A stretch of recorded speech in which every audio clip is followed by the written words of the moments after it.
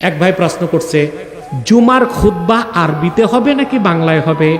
এক শায়েখ বলেছে এখন থেকে বাংলায় জুমার খুতবা দিতে হবে। এ সম্পর্কে কোরআন হাদিস কি বলে? যে শায়েখ বলছে রাগ করবেন না, ইসলামী শরিয়া আইনে তাকে 10টা দোররা লাগাতে হবে। বলবেন কেন? আপনি কি বাড়াবাড়ি করছেন? না, আমি দলিল দিচ্ছি। প্রথম প্রশ্ন হচ্ছে যে জুমার খুতবা আরবিতে হবে না বাংলায় হবে? বুঝলেন? এই ফেতনাটা উপমহাদেশে সৃষ্টি করছে কে জানেন? আকরম খা। কে? আকরাম খা। আকরাম খা, তার সাথে দ্বন্দ্ব ছিল ডক্টর শহীদুল্লাহ। এই ফেতনাটা প্রথম শুরু করছিল ডক্টর শহীদুল্লাহ। সে প্রস্তাব করছিল যে এখন থেকে নামাজে আমরা বাংলায় তেলাওয়াত করব। কিভাবে? আলহামদুলিল্লাহি রাব্বিল আলামিন, এটা অনুবাদ করব, অনন্ত অসীম প্রেরণময় তুমি বিচার দিনের স্বামী। নামাজ হবে? সে তখন শহীদুল্লাহ আরবি জানতো, 8টা ভাষায় জ্ঞান ছিল। তো সে দলিল দিছে ইমাম আজম আবু হানিফার একটা মত, এটা হেদায়েতও আছে, আলেমরা পাইবেন, হেদায়েতে আছে। আবু হানিফা বলছেন ফার্সি ভাষায় নামাজ পড়া যায়। ফার্সি ভাষায়। এখন আবু হানিফা এটা কেন বলছেন? প্রথম কথা, আমরা ব্যক্তি আবু হানিফাকে মানি না, আমরা তার মাযহাব মানি। অর্থাৎ কোরআন সুন্নাহ থেকে তিনি যে নীতিতে মাসালা দিয়েছেন ওইটা মানি। নীতিতে উনি যেটা ভুল করছেন ওনার ছাত্ররাও মানে নাই, আমরাও মানি না। তো কিছু মাসালা ওনার ভুল হইতেই পারে। 2, ইমাম আজম ওনার 2 ছাত্র ইমাম মুহাম্মদ ও ইমাম আবু ইউসুফ ওস্তাদের এই ফতোয়া নেন নাই। তারা বলছে যে না, ফার্সিতে নামাজ পড়লে নামাজ হবে না। মৃত্যুর 6 দিন আগে আবু হানিফা নিজের মত পরিত্যাগ করে ছাত্রর মত মেনে নিয়েছে। এর নাম হানাফি মাযহাব। এখানে কোনো ব্যক্তি পূজা, আবু হানিফার পূজার সুযোগ নাই। কোরআন হাদিস মানতে হয়। লামাযহাবিরা না বুঝেই আবু হানিফার বিরোধিতা করে। কথা বুঝতেছেন? 2,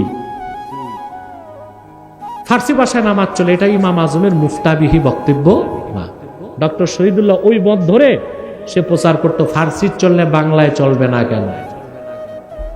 ওলামা একরাম তারে ধরছে, পরবর্তীতে সে হার মানছে।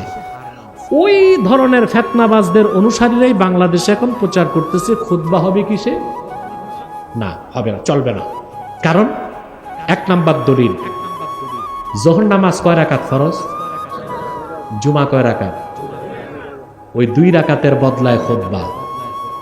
এই জন্য আদব হচ্ছে ইমাম সাহেব খুতবা দেওয়ার আগে তার ওযু লাগবে। কি লাগবে? এরপর ইমাম সাহেব মিম্বরে যখন বসে যাবে খুতবা দিতে, ফতোয়ার অনেকগুলো কিতাবে আসছে, ইদা সাইদাল ইমামু আলাল মিম্বর লা সালাতা ওয়ালা কালামা ওয়ালা সালামা ওয়ালা রাদ্দাস সালাম। ইমাম মিম্বরে বসে যাবার পরে নামাজ চলবে না, সালাম চলবে না, সালাম দিলে জবাবও নাই। কারণ এটা নিছক খুতবা না, এটা হচ্ছে 2 রাকাতের কায়েম মাকাম। কথা বুঝেন? 2 রাকাতের। এই জন্য খুতবাটা নিছক খুতবা নয়, খুতবাটা জুমার একটা অংশ বলে অবশ্যই খুতবাটা আরবি হতে হবে। 2 নাম্বার, দুররুল মুখতার ফতোয়ার কিতাবে ইমাম হাসকাফি বর্ণনা করেছেন,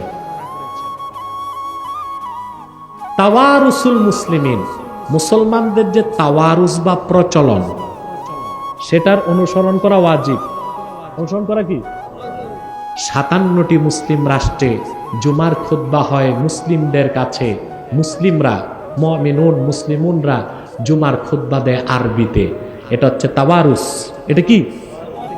অতএব আমরা কিভাবে তাওয়ারুসকে ভঙ্গ করে বাংলায় খুতবা দেব? তাওয়ারুসের অনুসরণ করা কি? ওয়াজিব। অতএব এই তাওয়ারুস ওয়াজিব নেক আমলের সঠিক ফতোয়ার বিপক্ষে যে ফতোয়া দিল, ইসলামী শরিয়া আদালতে তার বিচার হচ্ছে 10 দোররা। কয় দোররা?